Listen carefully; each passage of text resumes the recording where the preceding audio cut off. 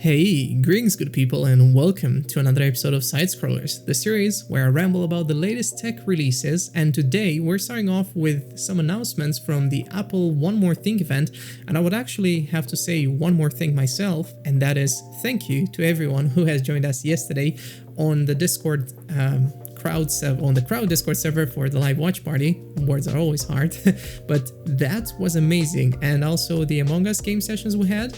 Man, we really have to do this again, don't we? But now let's talk about the big elephant in the room, or rather, should I say the small 5nm chip that Apple has been working on for quite a while now. The Apple Silicon, or should I say the M1 chip, will be at the heart of Apple's future laptops, and I'm quite sure that we're going to see those on other Mac devices in future iterations of this SoC, quicker than we actually anticipated. In fact, the M1 chip is now powering the Mac Mini, the MacBook Air, and the MacBook Pro. The difference between them? Well, aside from pricing, not that much, other than the lack of a fan in the MacBook Air, and of course you have different different pricing, different ports for all of them, but other than that, the configuration is largely the same. But what if you still want to get your hands on an Intel-based Mac Mini or MacBook? Well, glad you asked, but if you were set on getting yourself a MacBook Air with an Intel chip, then tough luck for you because you're stuck with an ARM-based variant, because Apple is betting hard on its new chip and their new chip design for the MacBook Air, especially. I mean, the other two still have it, but you know, they still offer the Intel configuration if you so want it. The other two, like I said, can be purchased with that, and it's not an easy call, I would say. Now, Apple is obviously phasing out their Intel-based laptops and moving to Apple Silicon, and the fact that they've included this in 3 products already shows their commitment to the platform. Plus, think of all the extra money they can charge you for this, right? I mean, we're talking about Apple. And remember what I said? That this one is an SoC, so system on a chip? Well, about that, Apple included the CPU, GPU, security chip, and RAM, maybe some other things that I can't remember, but most importantly, those things and the RAM, which means it's time to wave goodbye to user upgradability yet again. And like I said in my Mosh Pits episode, thanks Apple. No, not really. So if you want an extra 8 gigs of RAM to have a total of 16, which is also the maximum, well, how about you drop another $200 to Apple, because that's the only way you're going to get it this time around. In true Apple fashion, however, consumers are now expected to pay more and more and more to upgrade those parts, and they won't be able to use off-the-shelf components. But how do prices actually compare? Well, the Mac Mini is $699, which is $100 less than the previous generation, and the MacBook Air starts at $999, with the MacBook Pro coming in at a solid $1299. Both MacBooks, however, also come with 100%, not 100%, oof, that would have been amazing, with $100 education discount, so they're a tad bit cheaper for schools, and I think they'll actually be massively successful this time around over there, much like the Chromebooks have been with their limited performance. But this time around, Apple has just decided, hey, let's just put an eye-watering price on it, and people will still buy it, right? Now, why would I talk about schools and seemingly banal apps like spreadsheets and word editing, might you ask? Well, that's because I don't expect a ton of apps to be available at launch, and before you get your pitchforks out, just hear me out. Apple did not talk a lot about Rosetta and how they'll shift their apps from x86 to ARM, but they did, however, showcase a few of the apps and the partners, and yes, they've even including Among Us and Baldur's Gate 3, so you know this bad boy is definitely going to run Crysis as well, right? No, I'm just kidding, obviously. Apple will most likely make it possible, however, to play all iOS games, and I suspect they'll integrate their ecosystems more and more now that they're practically all using the same chip. Big Sur, which is also coming out November 12th, is definitely going to make this a whole lot easier, and you've probably seen that from the design so far. If not, then do make sure to check out Quinn from Snazzy Labs. He did a video on that as well. Okay, but just how powerful is this chip really? And of course, that's a good question. Thank you for asking, Alex. Because we haven't learned more from Apple, and of course, yet again, in true Apple fashion, their comparisons make absolutely no sense to either general consumers or tech enthusiasts like you and me. So just hear me out. On the Mac Mini, they said the following: it's up to 3 times faster. It has up to 3 times faster CPU, up to 6 times faster graphics card. Well, compared to what? On the MacBook Pro, up to 2.8 times faster CPU, up to 5 times faster graphics. Compared to what, Apple, or compared to who in this case?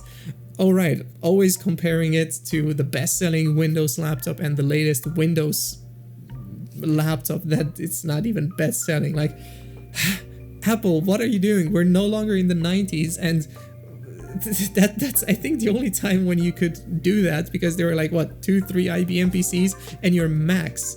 But to my knowledge, if we are to go off of what Apple is saying, the best-selling PCs or the latest PCs are both in many cases rather crap.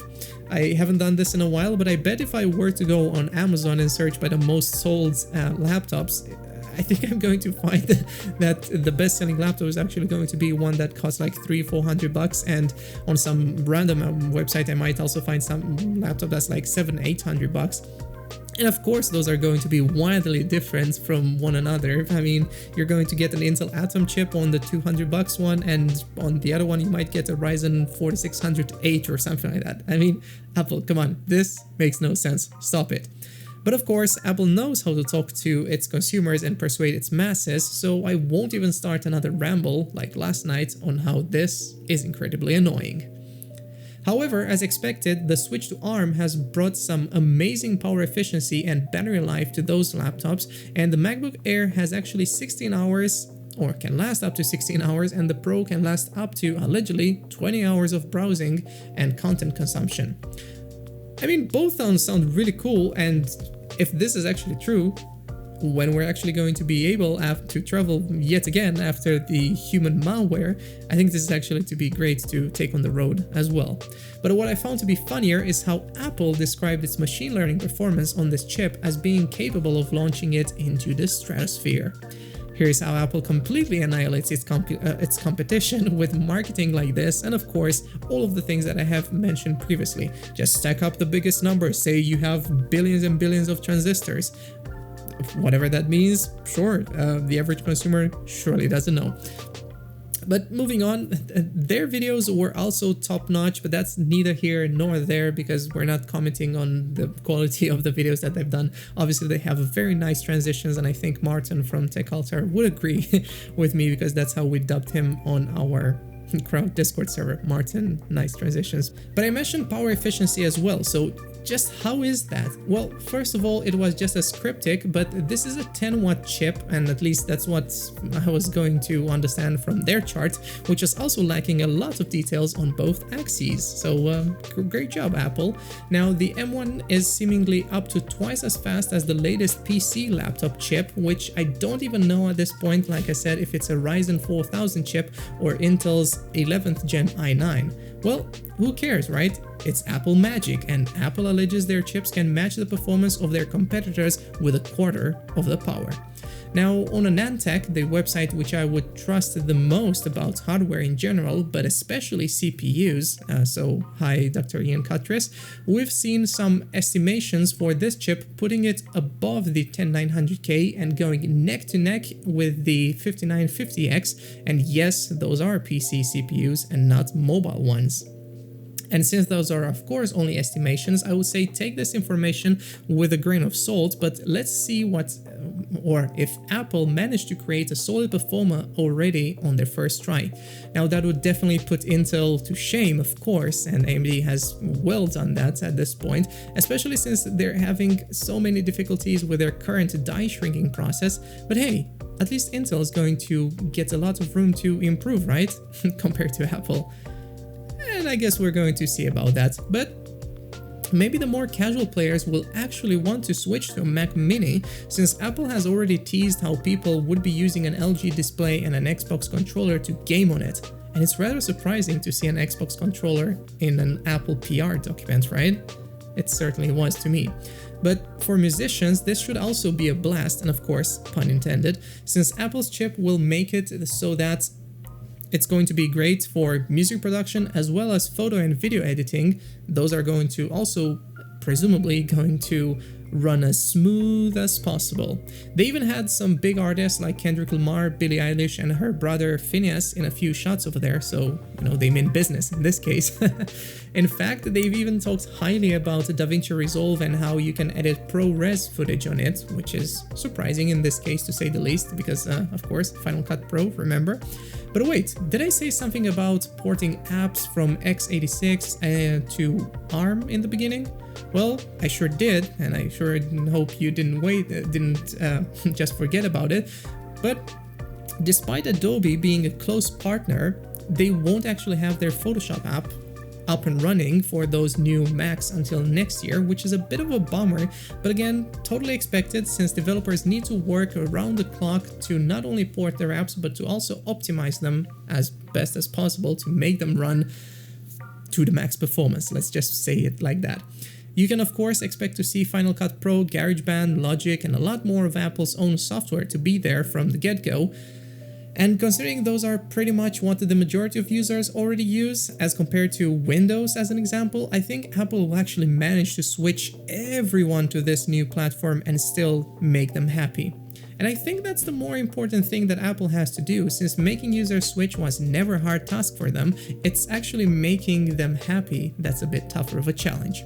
And heck, it might just be for you too if you wanted to get your hands on a 10 gig Ethernet port on your new Mac Mini, but that sadly won't be coming to the Mac Mini. But instead you can buy a Type-C dongle. Hey, it's Apple dongle land yet again. But you will not have a Thunderbolt 4 supported eGPU because they're not including Thunderbolt 4 in this case, and they're also not including support for eGPUs in this case. And if you wanted it, well, tough luck yet again, because Apple won't be offering those things, and you can't definitely use a dongle for that. I mean, if only, right? And if you wanted to use your eGPU for gaming, no, nobody wants to do that. I'm well aware for that. Nobody cares. You won't be able to do that, and neither will you be able to use your graphics card to do any video editing, photo editing, what have you. So as you can see, there's quite a lot of positives and also quite a lot of negatives about this launch. And how do they stack against each other, and how do they outweigh each other, or do they, in fact? Well, I think I'm going to have you guys decide about it, so let me know in the comments below if any of you are interested in getting up a new ARM-based Mac laptop or a Mac Mini. Would you actually buy one of them? I think it's pretty simple. I don't know where I was going with that. I would like to know in the comments down below. And as I was talking to the crowdies on Discord, I said yesterday that both the Mac Mini and the Air are quite tempting for me, but the higher price on the Air is definitely a no-go for me. The Mini, however, sounds great even as a NAS configuration. And I don't know, maybe one day I'll get that, but before I think I need to get myself an iPad Air, because that's one Apple product that I'm really interested in.